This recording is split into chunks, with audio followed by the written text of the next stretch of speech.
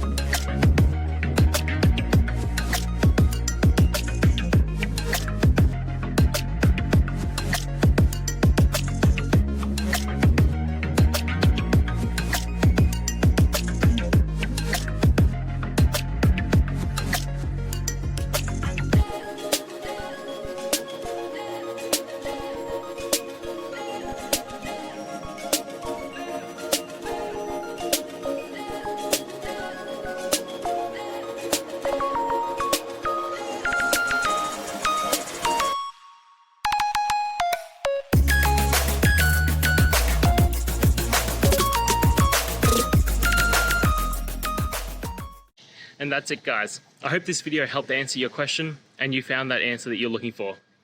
Now, please hit subscribe if it helped. I really appreciate it. And I'll see you next time on another one of these videos. Cheers.